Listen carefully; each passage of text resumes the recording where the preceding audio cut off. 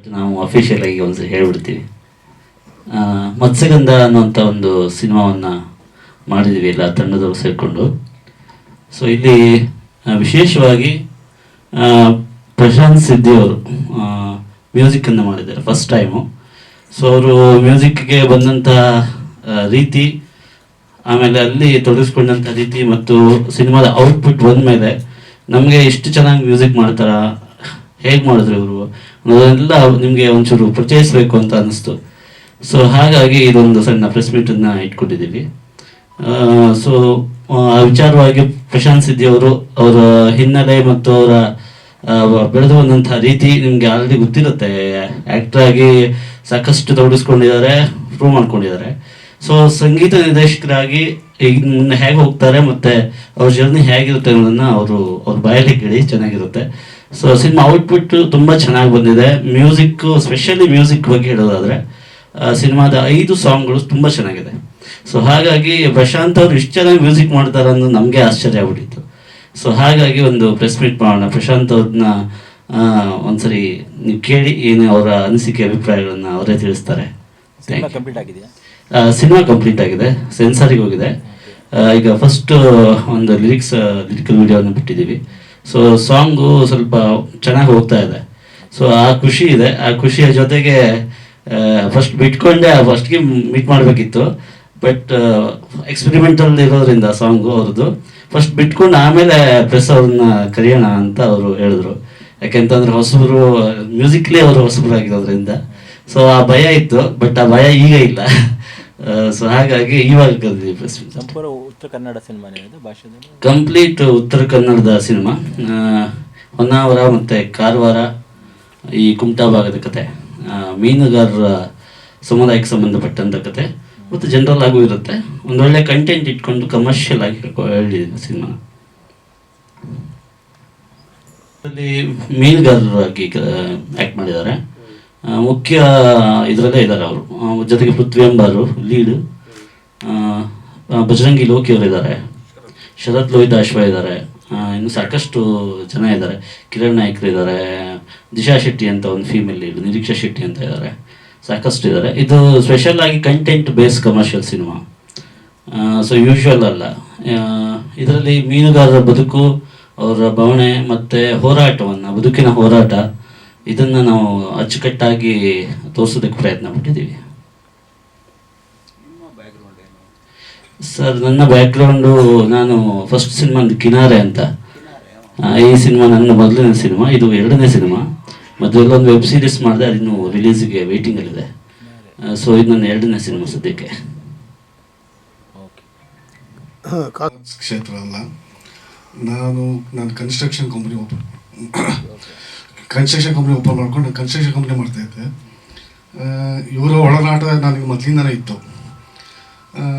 ದೇವರಾಜ್ ಪೂಜಾರಿ ಅವರು ಅವಾಗ ಕತೆ ಹೇಳ್ತಾಯಿದ್ರು, ಇವರು ಅವಾಗ ಮ್ಯೂಸಿಕ್ ಮಾಡಿ ನಮಗೆ ರಂಜಿಸ್ತಾಯಿದ್ರು.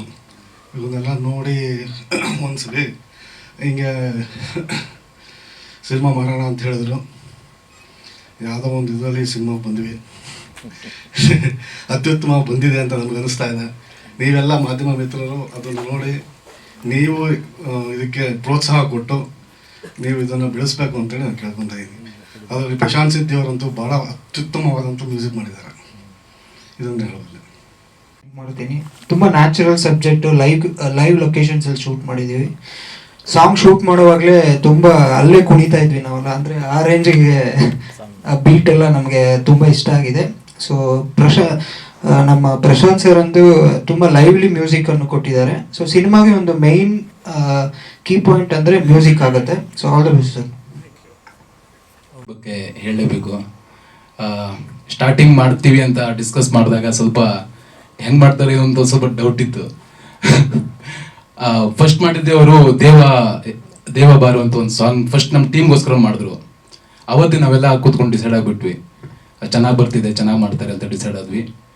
ಇವಾಗ ಒಂದು ಅದ್ಭುತವಾಗಿರುವಂಥ ಸಾಂಗ್ ಕೊಟ್ಟಿದ್ದಾರೆ. ಅದು ಇವಾಗ ಯೂಟ್ಯೂಬಲ್ಲಿ ಸ್ವಲ್ಪ ಚೆನ್ನಾಗಿ ಹೋಗ್ತಾ ಇದೆ. ಅದೇ ಖುಷಿ. ಇನ್ನು ಅವ್ರದ್ದೇ ಇದು ಪ್ರೆಸ್ ಮೀಟ್ ಆಗಿರೋದ್ರಿಂದ ಅವರೇ ಚೆನ್ನಾಗಿ ಮಾತಾಡಬೇಕು. ಎಲ್ಲರಿಗೂ ಥ್ಯಾಂಕ್ಸ್. ಮುಖ್ಯವಾಗಿ ನನ್ನ ತಂಡಕ್ಕೆ ನಾನು ಥ್ಯಾಂಕ್ಸ್ ಅಂತ ಹೇಳ್ತೀನಿ. ನನ್ನ ಹಿನ್ನೆಲೆ ಸುಮಾರು ಜನರಿಗೆ ಕರೆಕ್ಟಾಗಿ ಗೊತ್ತಿಲ್ಲ ಅನ್ಕೋತೀನಿ. ಯಾಕಂದರೆ ನನ್ನ ಹಿನ್ನೆಲೆ ಏನು ಅಂದರೆ, ನಾನು ಮೂಲತಃ ರಂಗಭೂಮಿ ಕಲಾವಿದ, ನೀನಾಸಂ ಪಾಸ್ಔಟ್. ಆಮೇಲೆ ಪ್ರತಿನಿತ್ಯ ನಮ್ಮನೇಲಿ ಸಂಗೀತ, ನೃತ್ಯ, ನಾಟಕಗಳು, ಜನಪದ ಹಾಡು ಈ ಥರ ಸ್ಟಾರ್ಟ್ ಆಗೋದು. ಹಾಗಾಗ್ಬಿಟ್ಟು ನನ್ನ ಬಾಲ್ಯ ಶುರುವಾಗಿದ್ದೆ ನೀನಾಸಮ್ಮಿನ ಒಂದು ನಾಟಕಗಳನ್ನು ಶಿಬಿರ ಮಾಡೋಕ್ಕೆ ಅಂತ ಮಂಚಿಕೆರೆಗೆ ಬರೋರು. ಅಲ್ಲಿ ನಮ್ಮ ತಾಯಿ ಕೆಲಸಕ್ಕೆ ಹೋಗಿಬಿಟ್ಟು ಸಂಜೆ ಮೇಲೆ ನಾಟಕವನ್ನು ಮಾಡೋಕ್ಕೆ ಹೋಗ್ತಿದ್ರು. ಅವ್ರ ಜೊತೆ ನಾನು ಹೋಗ್ತಿದ್ದೆ. ನಾನು ಹೋದಾಗ ಅಲ್ಲಿ ಅವರನ್ನು ಬಿಟ್ಟು ನಾನು ಕೆಳಗೆ ಇಳಿತಿರ್ಲಿಲ್ಲಲ್ಲ, ಹಾಗಾಗ್ಬಿಟ್ಟು ನನಗೂ ಒಂದು ಪಾತ್ರವನ್ನು ಬಣ್ಣ ಹಚ್ಚಲಿಕ್ಕೆ ಕೊಟ್ಬಿಟ್ರು, ಚಿಕ್ಕ ಮಗು ಪಾತ್ರವನ್ನು. ಸೊ ಅಲ್ಲಿಂದ ಆ ರಿದಮ್ಸ್ಗಳು, ಆಮೇಲೆ ಸಂಗೀತ, ಆಮೇಲೆ ಡಮಾಮಿ ಕುಣಿತ, ಆಮೇಲೆ ಇನ್ನೊಂದು ಬೇಸಿಕಲಿ ಏನಂದರೆ ನಮ್ಮ ಸಿದ್ಧಿ ಜನಾಂಗದಲ್ಲಿ ಆಲ್ಮೋಸ್ಟ್ ಎಲ್ಲ ಮಕ್ಕಳು ರಿದಮಲ್ಲೇ ಇರ್ತಾರೆ ಸ್ವಲ್ಪ. ಯಾಕಂದರೆ ಬೈ ಬರ್ತ್ ರಿದಮ್ ಇರುತ್ತೆ ಅವರಲ್ಲಿ, ಆ ಬ್ಲಡ್ಡಲ್ಲೇ ಒಂದು ರಿದಮ್ ಇರುತ್ತೆ. ಯಾಕಂದರೆ ಹುಟ್ಟತಾನೆ ಮನೆಯಲ್ಲಿ ಆ ಥರ ಮಾಹೋಲ್ ಇರುತ್ತೆ, ಹಾಗಾಗ್ಬಿಟ್ಟು ಅದು ಇದ್ದೇ ಇರುತ್ತೆ. ಸೊ ಅದೇ ಥರ ನನಗೂ ಇತ್ತು. ಹಾಗಾಗಿ ನನ್ನ ತಾಯಿ ಇನ್ನೊಂದು ಪ್ಲಸ್ ಪಾಯಿಂಟ್ ಏನಂದರೆ, ನನ್ನ ತಾಯಿ ಸಿಂಗರ್ ಕೂಡ, ಅಂದರೆ ಪ್ರೊಫೆಷ್ನಲಿ ಈ ಥರ ಸಿಂಗರ್ ಅಲ್ಲ, ಒಂದು ಹಾಡುಗಾರ್ತಿ, ನಾಟಕದಲ್ಲಿ ಆಡುವಂಥವಳು, ಆಮೇಲೆ ನಾಟಕವನ್ನು ಮಾಡುವಂಥವಳು. ಹಾಗಾಗ್ಬಿಟ್ಟು ನಮ್ಮ ತಾಯಿ ನಮಗೆ ಮನೆಗೆ ಬಂದುಬಿಟ್ಟು, ನಾಟಕ ಎಲ್ಲ ಮುಗಿದಾದ್ಮೇಲೆ ಮನೆಗೆ ಬಂದುಬಿಟ್ಟು ಆ ಡೈಲಾಗ್ಸನ್ನು ನಮ್ಮ ಹತ್ರ ಕೇಳ್ತಿದ್ರು. ಯಾಕಂದರೆ ಅವ್ರಿಗೆ ಓದಕ್ಕೆ ಬರ್ತಿರ್ಲಿಲ್ಲ ಡೈಲಾಗ್ಸನ್ನು ಹೇಳಕ್ಕೆ ಬರ್ತಿದ್ರು, ಬಟ್ ಅದ್ರ ಫ್ಲೋ ಅವ್ರಿಗೆ ಗೊತ್ತಿರಲಿಲ್ಲ. ಅದನ್ನು ನಮ್ಮ ಅಕ್ಕ ಕೂತ್ಕೊಂಡ್ಬಿಟ್ಟು ಒಲೆ ಮುಂದೆ ಕೂತ್ಕೊಂಡ್ಬಿಟ್ಟು ಅವ್ರಿಗೆ ಹೇಳೋರು, ಹಿಂಗೆ ಹಿಂಗೆ ಹಿಂಗೆ ಅಂತ. ಆಮೇಲೆ ಅವರೊಂದು ಹಾಡಬೇಕಿತ್ತು, ಆ ಹಾಡನ್ನು ಅಲ್ಲಿ ಪ್ರಾಕ್ಟೀಸ್ ಮಾಡ್ತಿದ್ರು. ಸೊ ಅದು ನನಗೇನು ಪ್ಲಸ್ ಪಾಯಿಂಟ್ ಆಯಿತು ಅಂದರೆ, ನಾನು ಗುಣಗ್ತಿದ್ದೆ ಅದ್ರ ಜೊತೆಗೆ. ಆಮೇಲೆ ನಾನು ಹಾಡಕ್ಕೆ ಟ್ರೈ ಮಾಡ್ತಿದ್ದೆ ಅದನ್ನು. ಹಾಗಾಗ್ಬಿಟ್ಟು ನನಗೆ ಬಾಲ್ಯದಲ್ಲೇ ಒಂದು ಸಣ್ಣದು ರುಚಿ ಇದ್ರದ್ದು. ಆದರೆ ಮ್ಯೂಸಿಕ್ ಮಾಡಬೇಕು ಆ ಥರದ್ದೆಲ್ಲ ಏನೂ ಇರಲಿಲ್ಲ. ಆದರೆ ಹಾಡೋದು, ಕುಣಿಬೇಕು, ಹಾಡೋದು ಅನ್ನೋದೊಂದು ಇತ್ತು. ಸೊ ಅಲ್ಲಿಂದ ನಂದು ಸ್ಟಾರ್ಟ್ ಆಗಿದ್ದು ನಾಟಕಗಳು, ಶಿಬಿರಗಳು. ಹಂಗೆ ಸ್ಟಾರ್ಟ್ ಆಗಿಬಿಟ್ಟು ನಾನು ನನ್ನ ಕನ್ನಡ ಶಾಲೆಗೆ ಬಂದೆ. ಕನ್ನಡ ಶಾಲೆಗೆ ಬಂದಾಗ ಅಲ್ಲಿ ಶ್ರೀಧರ ಮೇಷ್ಟ್ರು ಅಂತ ಒಬ್ಬರಿದ್ರು, ಶ್ರೀಧರ್ ಹೆಗಡೆ ಅಂತ. ಅವರು ನಮ್ಮನ್ನು ಪಿಕ್ ಮಾಡಿಬಿಟ್ಟು ನೀವು ಪ್ರತಿಭಾ ಕಾರಂಜಿ ಅಂತೆಲ್ಲ ಸ್ಟಾರ್ಟ್ ಆಗೋದು. ಆ ಪ್ರತಿಭಾ ಕಾರಂಜಿಯಲ್ಲಿ ನಮ್ಮನ್ನು ಕೋರಸ್ ಆಡಕ್ಕೆ ಇಟ್ಕೊಂಡಿದ್ರು. ಸ್ವಲ್ಪ ವಾಯ್ಸ್ ದೊಡ್ಡದಾಗಿದೆ, ಚೆನ್ನಾಗಿರುತ್ತೆ ಆಡಿ ಅಂತ. ಸೊ ಅವರು ನಮಗೆ ಅಲ್ಲಿಂದ ಸ್ಟಾರ್ಟ್ ಮಾಡಿದ್ರು. ನನ್ನ ಮೊದಲ ಗುರು ಸಂಗೀತದಲ್ಲಿ ನನ್ನ ತಾಯಿ, ಯಾಕಂದ್ರೆ ಅವರಿಂದನೇ ನಾನು ಕಲ್ತಿರೋದು. ಅವ್ರ ಹೆಸರು ಕುಸುಮಾ ಸಿದ್ದಿ ಅಂತ. ಆಮೇಲೆ ಅವರು ಯಾವಾಗಲೂ ಒಂದು ಹಾಡನ್ನು ಹೇಳೋರು, ಕಿಣಿ ಕಿಣಿ ನಾಯಿ ಕಿಣಿ ಜಡ ಚೀ ಜಾಂಬಳ ಅಂತ ಹಿಂಗೆ ಆಡೋರು. ಸೊ ಇದು ನಂದು ಕಿವಿಯಲ್ಲಿ ಯಾವಾಗಲೂ ಗುಣಗ್ತಾ ಇತ್ತು. ಸೊ ಅದನ್ನ ನಾನು ನನ್ನ ಸಿನಿಮಾದಲ್ಲಿ ಯೂಸ್ ಮಾಡಿದ್ದೀನಿ, ಬಟ್ ಬೇರೆ ಟ್ಯೂನಲ್ಲಿ ಯೂಸ್ ಮಾಡಿದ್ದೀನಿ. ಅವ್ರ ಟ್ಯೂನಲ್ಲಿ ನಾನು ಕದ್ದಿಲ್ಲ, ನನ್ನ ಟ್ಯೂನಲ್ಲಿ ನಾನು ಮಾಡಿದ್ದೀನಿ. ಆದರೆ ಅವ್ರದ್ದೇ ಅದು ವರದಾನ. ಹಾಗೆ ಸ್ಟಾರ್ಟ್ ಆಗಿ ಪ್ರತಿಭಾ ಕಾರಂಜಿಯಿಂದ ಹಂಗೆ ಸ್ಟಾರ್ಟ್ ಆಗಿ ಅಲ್ಲಿ ಎಲ್ಲ ಹಾಡಕ್ಕೆ ಶುರು ಮಾಡಿಬಿಟ್ಟು, ಅಲ್ಲಿಂದ ಮುಂದಿನ ಮೇಲ್ಗಲ್ಲು ಏನಂದರೆ ಕಾಲೇಜಲ್ಲಿ ನಾಟಕಗಳನ್ನ ಡೈರೆಕ್ಷನ್ ಮಾಡ್ತಿದ್ದೆ, ಹಾಡ್ತಿದ್ದೆ. ಹಾಗೆ ಸ್ಟಾರ್ಟ್ ಆಯಿತು. ಕಾಲೇಜ್ ಮುಗಿದ್ಮೇಲೆ ನನ್ನ ಡೈರೆಕ್ಟ್ ಎಂಟ್ರಿ ನೀನಾಸಮ್ಮಿಗೆ ಬಂದೆ. ನೀನಾಸಮ್ಮಲ್ಲಿ ಗೊತ್ತಲ್ವಾ, ಪ್ರೊಫೆಷ್ನಲಿ ನಾವು ಕಲಿಯೋಕ್ಕೆ ನಮಗೆ ಬಹಳ ಅವಕಾಶ ಇರುತ್ತೆ. ಹಾಗೂ ಸಂಗೀತ, ನೃತ್ಯ, ನಾಟಕಗಳಿಗೆ ಬಹಳ ಪ್ರೋತ್ಸಾಹವನ್ನು ಕೊಡ್ತಾರೆ. ಹಾಗಾಗ್ಬಿಟ್ಟು ಅಲ್ಲಿ ನಾನು ಸ್ವಲ್ಪ ಮೈಂಡ್ ಸ್ವಲ್ಪ ಮೆಚೂರ್ಡ್ ಆಯ್ತಾ. ಹಾಗಾಗಿ ಅಲ್ಲಿ ನಮಗೆ ಮಾರ್ನಿಂಗ್ ಕ್ಲಾಸು, ಹಾರ್ಮೋನಿಯಂ ಕ್ಲಾಸ್ ಇರೋದು, ಮಾರ್ನಿಂಗ್ ಕ್ಲಾಸ್. ಸೊ ಹಾಗಾಗ್ಬಿಟ್ಟು ಅಲ್ಲಿ ಮಾರ್ನಿಂಗ್ ಕ್ಲಾಸಲ್ಲಿ ಹಾರ್ಮೋನಿಯಂ ಬಂದಾಗ ಯಾಕಂದ್ರೆ ನಾವು ಹಾರ್ಮೋನಿಯಂ ತೊಗೊಳೋಂಗೆ ಇರಲಿಲ್ಲ, ಯಾಕಂದ್ರೆ ನಮ್ಗೆ ಅದ್ರದ್ದು ಇದಿಲ್ಲಲ್ಲ. ಹಾಗಾಗ್ಬಿಟ್ಟು ಅಲ್ಲಿ ಬಂದಾಗ ನಮ್ಗೆ ಹಾರ್ಮೋನಿಯಂ ಸಿಕ್ತು ಕೈಗೆ. ಅಲ್ಲಿ ನನಗೆ ಸ್ವರದ ಒಂದು ಸ್ವಲ್ಪ ಆ ಕಡೆ ಈ ಕಡೆ ಗೊತ್ತಿರೋದ್ರಿಂದ ನನಗದು ಈಸಿ ಆಯಿತು. ಆಮೇಲೆ ಇದ್ರಲ್ಲಿ ಮುಖ್ಯವಾಗಿ ಏನು ಅಂದರೆ, ನಂಗೆ ರಿದಮ್ ನುಡ್ಸಕ್ಕೆ ಬರೋಕ್ಕೆ ಕಾರಣ ಏನು ಅಂದರೆ, ನಮ್ಮ ಮಾಮ ಅವ್ರು ತೀರ್ಕೊಂಡಿದ್ದಾರೆ, ಅವರು ಮೃದಂಗವನ್ನು ನುಡಿಸು. ಹಾಗಾಗ್ಬಿಟ್ಟು ರಿದಮ್ ನನಗೆ ಅಲ್ಲಿಂದ ಬಂದಿರೋದು. ಅಲ್ಲಿಂದ ನಾನು ನೀನಾಸಮ್ಮಲ್ಲಿ ಪ್ರಾಕ್ಟೀಸನ್ನು ಮಾಡೋಕ್ಕೆ ಸ್ಟಾರ್ಟ್ ಮಾಡಿದೆ. ಅದ್ರ ಜೊತೆಗೆ ಆ್ಯಕ್ಟಿಂಗನ್ನು ಸ್ಟಾರ್ಟ್ ಮಾಡಿದೆ, ಹಾಡ್ತಿದ್ದೆ, ಎಲ್ಲ ಆಯಿತು. ಕಟ್ ಮಾಡಿದ್ರೆ ನಾನು ಬಂದಿದ್ದು ಬೆಂಗಳೂರು. ಒಂದು ಸೂರ್ಯನ ಕುದುರೆ ಅಂತ ಒಂದು ನಾಟಕ. ಆ ನಾಟಕ HN ಕಲಾಕ್ಷೇತ್ರದಲ್ಲಿ ನಡೀತಾ ಇತ್ತು. ಅದನ್ನು ಜಯಂತ್ ಕಾಯ್ಕಿಣಿ ಸರ್ ನಾಟಕವನ್ನು ನೋಡಿದ್ರು. ನಾಟಕ ಮುಗಿದ ಮೇಲೆ ಜಯಂತ್ ಸರ್ ಬಂದು, ತುಂಬ ಚೆನ್ನಾಗಿ ಆ್ಯಕ್ಟ್ ಮಾಡ್ತೀಯಪ್ಪ, ಸಿನಿಮಾಗೆ ಏನಾದರೂ ಬರೋ ಪ್ಲ್ಯಾನ್ ಇದೆಯಾ ಅಂತ ಕೇಳಿದ್ರು. ಸರ್ ಸದ್ಯಕ್ಕಿಲ್ಲ, ಬಟ್ ನಾನು ನೀನಾಸಮ್ಮಿನ ಎಲ್ಲ ನನ್ನ ಕೆಲಸಗಳನ್ನು ಮುಗಿಸಿ ಬೇಕಾದ್ರೆ ಬರ್ತೀನಿ ಅಂದೆ. ಅದಕ್ಕೆ ಅವ್ರು ನಂಗೆ ಒಬ್ಬರು ನಂಬರ್ ಕೊಟ್ಟರು. ಅವರೇ ಯೋಗರಾಜ್ ಭಟ್. ಆ ಟೈಮಲ್ಲಿ ಪರಮಾತ್ಮ ಅಂತ ಸಿನಿಮಾ ನಡೀತಾ ಇತ್ತು. ನಾನು ನನ್ನ ನೀನಾಸಮ್ಮಿನ ಎಲ್ಲ ಕೆಲಸಗಳನ್ನು ಮುಗಿಸಿ ಬೆಂಗಳೂರಿಗೆ ಅವ್ರಿಗೆ ಬಂದು ಯೋಗರಾಜ್ ಸರ್ಗೆ ಭೇಟಿ ಮಾಡಿದೆ. ಭೇಟಿ ಮಾಡಿದ್ಮೇಲೆ ಶುರುವಾಗಿದ್ದೆ ಪರಮಾತ್ಮ ಅಂತ ಸಿನಿಮಾ. ಆವಾಗ ಈ ಮ್ಯೂಸಿಕ್ಕಿನ ಎಲ್ಲ ಇದು ಮರೆತು ಹೋಗಿತ್ತು ಸ್ವಲ್ಪ, ಯಾಕಂದರೆ ಆ್ಯಕ್ಟಿಂಗ್ ಬಗ್ಗೆ ಸ್ವಲ್ಪ ಕಾನ್ಸಂಟ್ರೇಷನ್ ಜಾಸ್ತಿ ಆಯಿತು. ಸೊ ಪರಮಾತ್ಮ ಸಿನಿಮಾ ಸ್ಟಾರ್ಟ್ ಆಯಿತು. ತುಂಬ ಅಪ್ಪು ಸರ್ ಜೊತೆಗೆಲ್ಲ ಕೆಲಸ ಮಾಡಿದೆ, ಯಾಕಂದರೆ ನಾವು ಅವ್ರನ್ನೆಲ್ಲ ಟಿ ವಿಯಲ್ಲಿ ನೋಡಿದ್ವಿ. ಎದುರುಗಡೆ ನೋಡಿದಾಗ ಒಂದ್ಸತಿ ಶಾಕ್ ಆಗೇ ಆಗುತ್ತೆ ನಮಗೆ, ಯಾಕಂದರೆ ರಂಗಾಯಣ ರಘುವಣ್ಣ, ಅವಿನಾಶ್ ಸರ್, ದತ್ತಣ್ಣ ಎಲ್ಲ ದೊಡ್ಡ ದೊಡ್ಡ ಕಲಾವಿದರು ಇದ್ರು. ಸೊ ಆ ಜರ್ನಿ ಎಲ್ಲಿಂದ ನಮಗೆ ಸ್ಟಾರ್ಟ್ ಆಯಿತು. ಹಾಗೆ ಮಾಡ್ತಾ ಮಾಡ್ತಾ ನನಗೆ ಅಲ್ಲಿ ಪರಿಚಯ ಆಗಿದ್ದೆ ಸೂರಿ ಸರ್. ಅದರ ಅಗೇನ್ ನೆಕ್ಸ್ಟ್ ಸಿನಿಮಾ ಅಣ್ಣ ಬಾಂಡ್, ಮತ್ತೆ ಸೇಮ್ ಟೀಮ್, ರಂಗಾಯಣ ರಘುವರು, ಅಪ್ಪು ಸರ್, ಸೇಮ್ ಟೀಮ್, ಎಲ್ಲ ಸೇಮ್ ಟೀಮ್ ಆಗಿದ್ದರಿಂದ ನನಗೆ ಓಪನ್ ಆಗೋಕ್ಕೆ ತುಂಬ ಈಸಿ ಆಯಿತು. ಸೊ ಅಲ್ಲಿಂದ ನಾನು Yogaraj sir, Suri sir, Jayant sir ಇವ್ರ ಜೊತೆ ಒಡನಾಟದಿಂದ ನನ್ನ ಸಿನಿಮಾ ಜರ್ನಿ ಓಪನ್ ಆಯಿತು. ಇದ್ರ ಮಧ್ಯದಲ್ಲಿ ಕೆಲವೊಂದ್ಸತಿ, ಯಾಕಂದರೆ ಫಸ್ಟ್ ಸಿನಿಮಾ ಮಾಡಿದಾಗಿಂದ ನಾವೇನು ಬ್ಯುಸಿ ಏನಿರಲ್ಲ, ಇದ್ರ ಮಧ್ಯದಲ್ಲಿ ನಾನು ನಾಟಕಗಳನ್ನು ಮಾಡ್ತಿದ್ದೆ. ನಾಟಕದ ಗೀಳು ಬಿಟ್ಟಿರಲಿಲ್ಲ. ರವೀಂದ್ರ ಕಲಾಕ್ಷೇತ್ರದಲ್ಲಿ ನಾಟಕಗಳನ್ನು ಮಾಡ್ತಿದ್ದೆ. ಆ ನಾಟಕದಲ್ಲಿ ಕೋರಸ್ ಆಗಿ ಆಡ್ತಿದ್ದೆ, ಆ್ಯಕ್ಟು ಮಾಡ್ತಿದ್ದೆ, ಎಲ್ಲವೂ ಆಗ್ತಿತ್ತು. ಅಲ್ಲಿ ನನಗೊಬ್ಬರು ಪರಿಚಯ ಆಗ್ತಾರೆ, ನನ್ನ ಗೆಳೆಯರು ನಿರ್ಮಲನಾಥನ್ ಅಂತ. ಅವರು ಪರಿಚಯ ಆಗ್ಬಿಟ್ಟು ನನಗೆ ಹೇಳ್ತಾರೆ, ನಾವೇ ಒಂದು ತಂಡ ಕಟ್ಟಬಾರದು ಅಂತ ಕೇಳ್ತಾರೆ.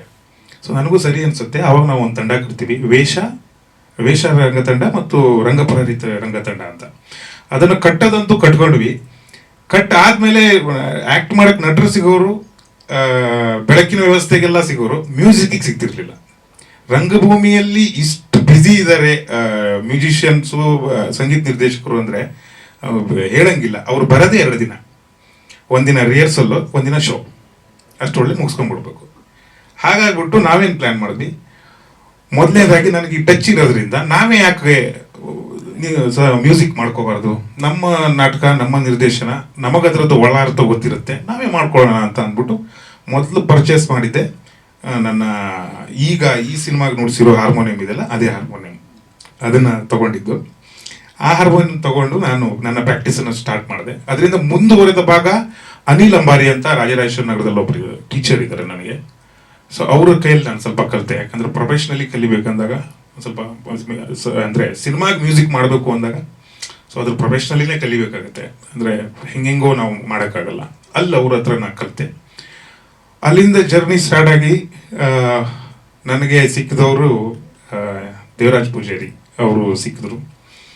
ಅವರು ಸಿಕ್ಕಿ ಹಿಂಗೆ ನಾವು ಸೇರಿಕೊಂಡು ಒಂದು ಸಿನಿಮಾ ಮಾಡೋಣ, ಒಂದು ಒಳ್ಳೆ ಸಿನಿಮಾ ಮಾಡೋಣ ಎಲ್ಲ ನಾವು ಸೇರಿಬಿಟ್ಟು ಅಂತ ಅಂದಾಗ ಆಯಿತು ಮಾಡೋಣ ಅಂದ್ಬಿಟ್ಟು ಅಲ್ಲಿಂದ ಸ್ಟಾರ್ಟ್ ಆಯಿತು ನಮ್ಮ ಮತ್ಸ್ಯಗಂಧದ ಜರ್ನಿ. ಸೊ ಹಂಗೆ ಸ್ಟಾರ್ಟ್ ಆಗಿದ್ದು. ಒಂದಿನ ನಾವು ಯಾವುದು ಇದೇ ಕಿಣಿ ಸಾಂಗ್ ಏನೋ ಸುಮ್ಮನೆ ಹಾಡ್ತಾ ಇರಬೇಕಾದ್ರೆ ಡೈರೆಕ್ಟ್ರು, ನೀವೇ ಯಾಕೆ ಇದು ಮಾಡಬಾರ್ದು, ಇದಿದೆ ಅಲ್ವಾ ಅಂದೆ. ಸುಮ್ಮನೆ ಯಾವ ಮ್ಯೂಸಿಕ್ ಎಲ್ಲ ದೊಡ್ಡ ಮಟ್ಟದ ಹಂಗೆಲ್ಲ ಇಲ್ಲ, ಟ್ರೈ ಮಾಡೋಣ, ಆಮೇಲೆ ನೋಡೋಣ ಏನಾಗೈತೆ ನೋಡೋಣ, ಟ್ರೈ ಮಾಡಿದಾಗಲೇ ನಮ್ಮ ನಾಗರಾಜ್ ಹೇಳ್ದಂಗೆ ದೇವ ಬಾರೋ ಅಂತ ಒಂದು, ಜಸ್ಟ್ ನಮ್ಮ ಟೀಮಿಗೆ ಗೊತ್ತಾಗಕ್ಕೆ ಅಂತ ಒಂದು ದೇವ ಬಾರೋ ಅಂತ ಒಂದು ಸಾಂಗನ್ನು ಮಾಡಿದ್ವಿ. ಆವಾಗ ಇಲ್ಲ ಮಾಡಿದ್ರು ವರ್ಕ್ ಆಗುತ್ತೆ, ಸೊ ಮಾಡೋಣ ಅಂತ ಅಂದರು. ಫಸ್ಟ್ ನಮ್ದು ರೆಕಾರ್ಡ್ ಆಗಿದ್ದು ಕಿಣಿ ಅಂತ ನಮ್ಮ ಸಿನಿಮಾದ ಒಂದು ಸಾಂಗ್ ಇದೆ, ನಾನು ಹೇಳಿದ್ನಲ್ಲ ನಮ್ಮ ತಾಯಿ ಇದು ಅಂತ. ಅದನ್ನು ಟ್ಯೂನ್ ಚೇಂಜ್ ಮಾಡಿಬಿಟ್ಟು ನಾನು ಮಾಡಿ ಡೈರೆಕ್ಟ್ರಿಗೆ ಕೇಳಿಸಿದಾಗ ಡೈರೆಕ್ಟ್ರು ಅದನ್ನು ಒಪ್ಕೊಂಡಿಲ್ಲ, ನಾವು ಮಾಡೋಣ ಅಂತ ಅಂದ್ಬಿಟ್ಟು ಮಾಡಿದ್ವಿ. ಅದು ಸಿನಿಮಾದಲ್ಲಿ ಇದೆ ನಮ್ಮದು. ಸೊ ಹಿಂಗೆ ಸ್ಟಾರ್ಟ್ ಆಗಿ ಅದ್ರ ನೆಕ್ಸ್ಟ್ ನಮ್ಗೆ ಸಿಕ್ಕಿದ್ದು, ಈಗ ಎಲ್ಲವೂ ಆಯಿತು, ಸಿನಿಮಾ ಮಾಡೋಕೆ ಒಬ್ರು ಪ್ರೊಡ್ಯೂಸರ್ ಬೇಕು, ಅದು ನಮಗೆ ವರ್ಕ್ ಆಗೋರು ಬೇಕು. ಯಾಕಂದರೆ ಈ ಥರ ಕಂಟೆಂಟನ್ನು ಮೆಚ್ಕೊಳ್ಳೋರು ಭಾಳ, ಅಂದರೆ ಮಾಡಿದ್ಮೇಲೆ ಮೆಚ್ಕೊಳ್ತಾರೆ, ಕತೆ ಹೇಳಿದಾಗ ಮೆಚ್ಕೊಳ್ಳೋದು ಭಾಳ ಕಷ್ಟ.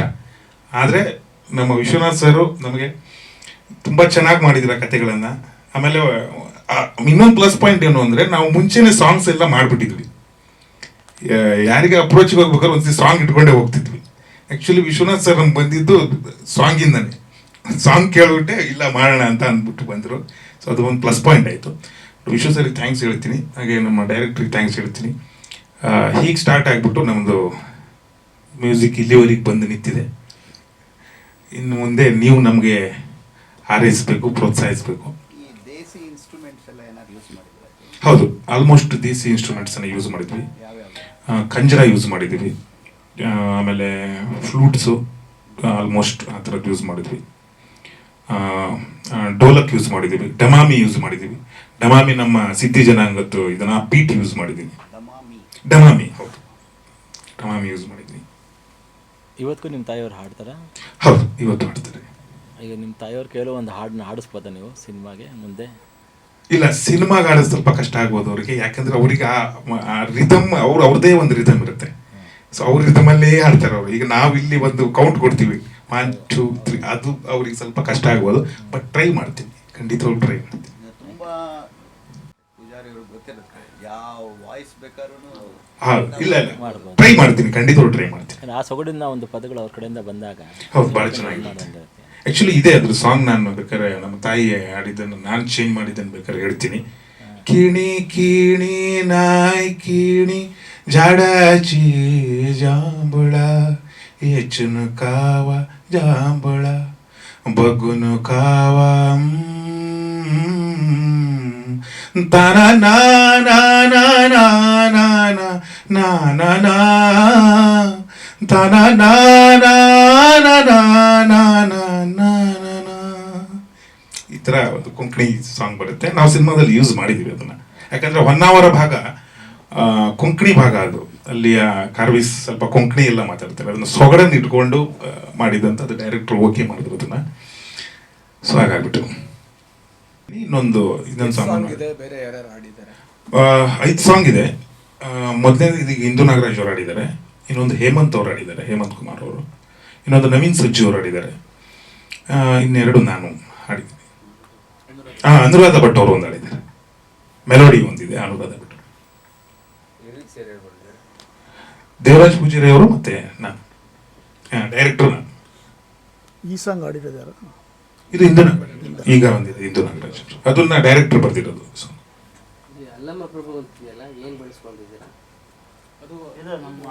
ಸರ್ ನಮ್ಮ ಅಸಿಸ್ಟೆಂಟ್ ಅವ್ರ ಹೆಸರು ಅದು. ಇಲ್ಲ ಇಲ್ಲ ಇಲ್ಲ ಇಲ್ಲ, ಹಾಗೆ ಇಟ್ಟಿದೆ. ರೆಕಾರ್ಡಿಂಗ್ ಎಲ್ಲ ಎಲ್ಲಿ ಮಾಡಿದ್ವಿ ಸರ್? ರೇಣು ಸ್ಟುಡಿಯೋದಲ್ಲಿ ಮಾಡಿದ್ವಿ. ಬೇಸಿಕಲಿ ನಮ್ಮದೇ ಒಂದು ಸ್ಟುಡಿಯೋ ಮಾಡ್ಕೊಂಡಿದ್ವಿ ಚಿಕ್ಕದಾಗಿ. ಯಾಕಂದ್ರೆ ನಾನು ಫಸ್ಟ್ ಮ್ಯೂಸಿಕ್ ಡೈರೆಕ್ಟರ್ ಆಗಿದ್ರಿಂದ ನಾನು ದುಡ್ಡು ಕೊಟ್ಟು ಹೋಗ್ಬಿಟ್ಟು 1 ಅವರ್ಗೆ ಇಷ್ಟು ಅಂತ ಕೊಟ್ಬಿಟ್ಟು ಅಲ್ಲಿ ಎಕ್ಸ್ಪೆರಿಮೆಂಟ್ ಮಾಡೋಕ್ಕಾಗಲ್ಲ. ಹಾಗಾಗ್ಬಿಟ್ಟು ನಮ್ಮದೇ ಒಂದು ಪುಟ್ಟದಾಗ ಒಂದು ಸ್ಟುಡಿಯೋ ಮಾಡ್ಕೊಂಡು ಬೆಳಗ್ಗೆ ಸಂಜೆ ಮಧ್ಯಾಹ್ನ ಎಲ್ಲ ಕೂತು ಅಲ್ಲಿ ಮಾಡೋಕ್ಕೆ ಅವಕಾಶ ಆಗಬೇಕು ಅಂತ ಒಂದು ಪುಟ್ಟದಾಗ ಒಂದು ಮಾಡ್ಕೊಂಡಿದ್ವಿ. ಬೇಸಿಕಲ್ಲಿ ಮಾಡ್ಕೊಂಡ್ವಿ. ಇನ್ನೆಲ್ಲ ರೆಕಾರ್ಡಿಂಗ್ಸ್ ಎಲ್ಲ ರೇಡಿಯೋ ಸ್ಟುಡಿಯೋದಲ್ಲಿ ಮಾಡಿದ್ವಿ. ಇನ್ಸ್ಟ್ರೂಮೆಂಟ್ ಎಲ್ಲ ಲೈವ್ ಆಲ್ಮೋಸ್ಟ್ ಲೈವ್ ಯೂಸ್ ಮಾಡಿದ್ವಿ. ಆಮೇಲೆ ಆಲ್ಮೋಸ್ಟ್ ನಾವು ಈ ದೇಸಿ ಇವ್ರನ್ನ ಕರೆದು ಒಂದಿಷ್ಟು ಇನ್ಸ್ಟ್ರೂಮೆಂಟ್ಸ್ಗಳನ್ನು ನುಡಿಸಿದ್ದೀವಿ.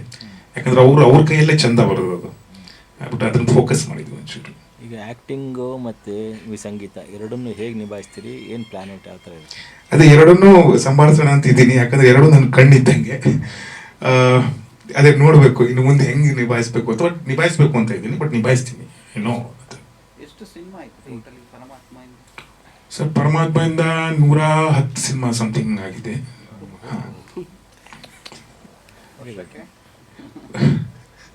ವರ್ಷಕ್ಕೆ 10 ಸಿನಿಮಾ ಅಂತ ಆವರೇಜ್. ಈಗ ಲೈನಪ್ಪಲ್ಲಿ ಎಷ್ಟಿದೆ ಸಿನಿಮಾ? ಸರ್ ಲೈನಪ್ಪಲ್ಲಿ ಕನ್ನಡದಲ್ಲಿ ಒಂದು 3 ಸಿನಿಮಾ ಇದೆ, ತೆಲುಗಲ್ಲಿ 1 ಸಿನಿಮಾ ಇದೆ ನಡೀತಾ ಇದೆ, ಆಮೇಲೆ ತಮಿಳಲ್ಲಿ 1 ಸಿನಿಮಾ ನಡೀತಾ ಇದೆ. ಇವರು ಸಾಧು ಅವ್ರ ಮಗ ಒಂದು ಮಾಡ್ತಿದ್ದಾರೆ ತಮಿಳಲ್ಲಿ, ಸೊ ಅದೊಂದು ನಡೀತಾ ಇದೆ. ನೀವೇನಾದ್ರು ಡೈರೆಕ್ಷನ್ ಮಾಡೋ ಪ್ಲಾನ್ ಇದೆಯಾ? ಖಂಡಿತವಾಗ್ಲೂ ಇದೆ. ಯಾಕಂದ್ರೆ ನಾನು ಆಲ್ಮೋಸ್ಟ್ ಡೈರೆಕ್ಷನ್ ಮಾಡಬೇಕು ಅಂತ ನನ್ನ ಪ್ಲಾನ್ ಇತ್ತು. ಯಾವಾಗ ನಮ್ಮ ಡೈರೆಕ್ಟರ್ ಸಿಕ್ಕಿದ್ರು ಅವಾಗ ನನ್ನ ಡೈರೆಕ್ಷನ್ ಪ್ಲಾನ್ ನಿಂತೋಯ್ತು. ಯಾಕಂದ್ರೆ ಅವ್ರು ಡೈರೆಕ್ಷನ್ ಮಾಡ್ತಾ ಇದ್ರು, ನಾನು ಆಕ್ಚುಲಿ ಅವ್ರ ಹತ್ರ ಹೋಗಿದ್ದೆ ಡೈರೆಕ್ಷನ್ ಮಾಡೋಣ ಅಂತಾನೆ. ಬಟ್ ನಮ್ಗೆ ಡೈರೆಕ್ಟರ್ ಏನಾದ್ರು, ನೀವು ಈ ಡೈರೆಕ್ಷನ್ ಮಾಡ್ಬಿಡಿ, ನೀವು ಫಸ್ಟ್ ಮ್ಯೂಸಿಕ್ ಮಾಡಿ ಆಮೇಲೆ ಬೇಕಾದ್ರೆ ಡೈರೆಕ್ಷನ್ ಮಾಡಿ ಅಂತ ಅಂದ್ರು. ಸೊ ನಮ್ಗೆ ಅದು ಕಾಂಬೋ ವರ್ಕ್ ಆಯ್ತು. ಇದ್ರ ಕಥೆ ಯಾರ್ದು? ಮತ್ಸ್ಯಗಂಧ ಎಲ್ಲ ದೇವರಾಜ್ ಪೂಜಾರಿ ಡೈರೆಕ್ಟರ್, ಎಲ್ಲ ಅವ್ರದ್ದೇ. ಅಲ್ಲಿ ಪಕ್ಕ ಹೊನ್ನಾವರದ ಸೊಗಡನ್ನ ಹೇಳಿದ್ವಿ. ಈ ಒಟ್ಟಿಗೆ ಮ್ಯೂಸಿಕ್ ಮಾಡೋಕ್ಕೆ ಎಷ್ಟು ಸಮಯ ತಗೊಂಡ್ರಿ ನೀವು ಆ್ಯಕ್ಚುಲಿ? ಸರ್ ಆ್ಯಕ್ಚುಲಿ ನಾನು 1 ವರ್ಷದಿಂದನೇ ಪ್ಲ್ಯಾನಿಂಗಲ್ಲಿದ್ದೆ. ಆ್ಯಕ್ಚುಲಿ ಟ್ಯೂನ್ಸ್ಗಳು ಎಲ್ಲ ಪ್ಲ್ಯಾನಿಂಗಲ್ಲಿದ್ದೆ. ಆಮೇಲೆ ಹೊಸ ಹೊಸ ಇನ್ಸ್ಟ್ರೂಮೆಂಟ್ಸ್ಗಳನ್ನು ಸ್ವಲ್ಪ ಹುಡುಕ್ತಾ ಇದ್ವಿ. ಯಾಕಂದರೆ ನಾನು ಹೊಸಬ ಆಗಿದ್ದರಿಂದ, ಪ್ರಥಮ ಇದಾಗಿದ್ದರಿಂದ ಎಲ್ಲೂ ಆ ಕಡೆ ಈ ಕಡೆ ಆಗಬಾರ್ದು ಅಂತ ನೀಟಾಗಿ ಸ್ವಲ್ಪ ಪ್ಲ್ಯಾನ್ ಮಾಡಿಬಿಟ್ಟು ನಾನು ಡೈರೆಕ್ಟ್ರು ಹಾಗೂ ನಮ್ಮ ಎಕ್ಸಿಕ್ಯೂಟಿವ್ ಎಲ್ಲ ಸೇರಿಕೊಂಡು, ಸರ್ ಇನ್ಕ್ಲೂಡಿಂಗ್ ನಮ್ಮ ಜೊತೆಗೆ ನಮ್ಮ ಬೆನ್ನಿಗೆ ನಮ್ಮ ಪ್ರೊಡ್ಯೂಸರು ಬರೋರು ಯಾವಾಗಲೂ. ಯಾಕಂದರೆ ಅವರು ಇನ್ವಾಲ್ವ್ ಆಗಿಬಿಟ್ಟಿದ್ರು ಅಷ್ಟು. ಎಲ್ಲ 1 ಅವರ್ಗೆ ಹೋಗಿ ಕೆಲವೊಂದಿಷ್ಟು ಲೈವ್ಸು ಎಲ್ಲ ತೊಗೊಂಡು ಬಂದು 1 ಇಯರ್ ನಮಗೆ ಹೋಗೋದಕ್ಕೆ ಮೂವಪ್ಪಿಗೆ ಈಸಿ ಆಗುತ್ತೆ ಅಂತ. ಸೊ ದೇಸಿ ಅಂದರೆ ಅವ್ರ ಸ್ಟೈಲಲ್ಲಿ ಈಗ ಸಿದ್ಧಿ ಜನಾಂಗ ಆ ದೇಸಿ ಕಲೆಯ ಬ್ಯಾಕ್ಗ್ರೌಂಡ್ ಇಟ್ಕೊಂಡು ಮ್ಯೂಸಿಕ್ ಮಾಡಿದ್ದಾರೆ. ಈಗ ನಾವು ಆ್ಯಕ್ಚುಲಿ ಅವ್ರು ಹೇಳಿದಾಗೆ ಡೈರೆಕ್ಷನ್ ಟೀಮಲ್ಲಿ ನಾವು ಆಫ್ಟರ್ ಕರೋನಾ ಏನು ಮಾಡೋದು, ಹೇಗೆ ಮಾಡೋದು, ಇನ್ನು ಮುಂದೆ ಹೇಗೆ ಅನ್ನೋವಂಥ ಒಂದು ಟೆನ್ಷನಲ್ಲಿದ್ವಿ. ಆವಾಗ ಯಾವಾಗಲೂ ನಮ್ಮ ಮನೇಲಿ ಸೇರ್ತಾ ಇದ್ವಿ, ನಾಗರಾಜ್ ಅವ್ರು ಬರ್ತಾಯಿದ್ರು, ಅವರೆಲ್ಲ ಬರ್ತಾಯಿದ್ವಿ. ಬೇರೆ ಕಥೆಗಳು, ಇದೇ ಕೆಲಸ. ನಮಗೆ ಪ್ರೊಡ್ಯೂಸರ್ ಸಿಕ್ಕಿರಲಿಲ್ಲ. ಆಮೇಲೆ ನನ್ನ ಹಿಂದಿನ ಸಿನಿಮಾ ಕೂಡ ಇದಾಗಿತ್ತು. ಸೊ ಪ್ರೊಡಕ್ಷನ್ ಮಾಡೋ ಅಂತ ನಾನೂ ಇರಲಿಲ್ಲ. ಸೊ ಹಾಗೆ ಉಟ್ಕೊಂಡಿದ್ದು ಕಥೆಗಳು. ಈ ಕಥೆಯಲ್ಲಿ ಮತ್ಸ್ಯಗಂಧ ಕೂಡ ಒಂದಾಗಿತ್ತು. ಆಗ ಜರ್ನಿಯಲ್ಲಿ ಅವ್ರ ಸಂಗೀತ ನಾಲೆಡ್ಜು ನಂಗೆ ಇಷ್ಟ ಆಯಿತು. ನಾವು ಕತೆ ಮಾಡ್ತಾ ಸಿಚುವೇಶನ್ಗೆ ಈ ಥರ ಮ್ಯೂಸಿಕ್ ಬಂದು ಚೆನ್ನಾಗಿರುತ್ತೆ, ಹಾಗೆ ಬಂದು ಚೆನ್ನಾಗಿರುತ್ತೆ ಅಂತ ಹೇಳೋರು.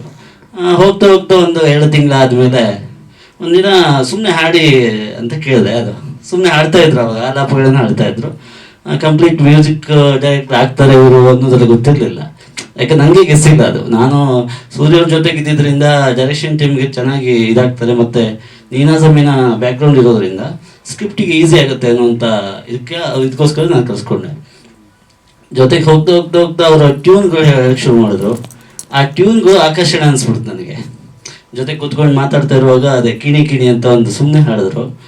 ಚೆನ್ನಾಗಿದೆಯಲ್ಲ ಇದು ಅಂತ ಅನಿಸ್ತು. ಆಮೇಲೆ ನನಗನ್ಸಿದ್ದು ಓಕೆ, ತುಂಬ ಚೆನ್ನಾಗಿದೆ ಸೆನ್ಸ್ ಇದು ಅಂತ. ಆಮೇಲೆ ಅವ್ರದ್ದೆಲ್ಲ ಬತ್ತಳಿಕೆಲ್ಲಿರೋದನ್ನೆಲ್ಲ ಹಾಡಕ್ಕೆ ಶುರು ಮಾಡಿದ್ರು. ಸಿಕ್ಕಿದಾಗ ಮಾತಾಡುವಾಗ ಎಲ್ಲ ಒಂದೊಂದೇ ಪದಗಳು ಬರೋದು. ಸೊ ಅದನ್ನ ನೋಡಿಬಿಟ್ಟು ಇಲ್ಲ, ಇದು ವರ್ಕ್ ಆಗುತ್ತೆ, ಸ್ವಲ್ಪ ದೇಸಿ ಯೂಶುವಲ್ಗಿಂತ ಸ್ವಲ್ಪ ದೇಸಿ ಫ್ಲೇವರನ್ನು ಕೊಡ್ಬೋದಾ ಇಂಡಸ್ಟ್ರಿಗೆ ಅನ್ನುವಂಥದ್ದು ನಮಗೆ ಆಸೆ ಹುಟ್ಟಿತು. ಅಂದರೆ ನಮ್ಮ ಸ್ವಾಭಾವಿಕವಾಗಿ ಬೆಂಗಳೂರು ಮತ್ತು ಈ ಕರಾವಳಿ ಒಡನಾಟದಲ್ಲಿರುತ್ತೆ ಮ್ಯೂಸಿಕ್ಕು. ಆದರೆ ಇದು ಮಲೆನಾಡಿನ ಒಡನಾಟ ಕಡಿಮೆ. ಲೈಕ್ ಈಗ ಇವರು ಡಮಾಮಿ ಬಳಸುವಂಥ ರೀತಿ ಅಥವಾ ಅವರ ಸಂಗೀತದ ಟ್ಯೂನೇ ಬೇರೆ ಇದೆ. ನಿಮಗೆ ಪೂರ್ತಿ ಸಾಂಗ್ಗಳನ್ನ ಕೇಳಿದಾಗ ಗೊತ್ತಾಗುತ್ತೆ, ಟ್ಯೂನಿನ ಶೈಲಿ ಬೇರೆ, ಅಂದರೆ ದೇಸಿಯ ಟಚ್ ಇರುತ್ತೆ ಅದರಲ್ಲಿ.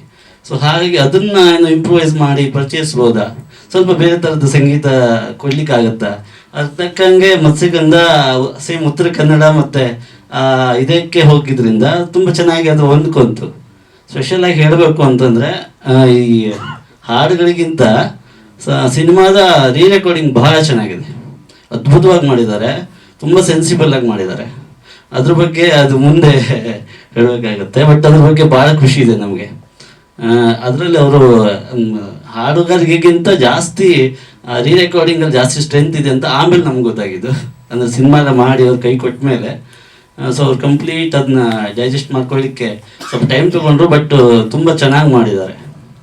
ಆಫರ್ಗಳನ್ನ ಯಾವುದು ಕೈ ಬಿಟ್ಟಿಲ್ವಾ ನೀವು? ಆಯ್ತಾ? ಖಂಡಿತ ಆಯಿತು. ಸುಮಾರು ಸಿನಿಮಾಗಳನ್ನು ಬಿಟ್ಟೆ, ಯಾಕಂದರೆ ಕಂಪ್ಲೀಟ್ ಇದ್ರ ಮೇಲೆ ಇದ್ದೆ. ಯಾಕಂದರೆ ಫೋಕಸ್ ಎಲ್ಲ ಇದ್ರ ಮೇಲೆ ಇತ್ತು.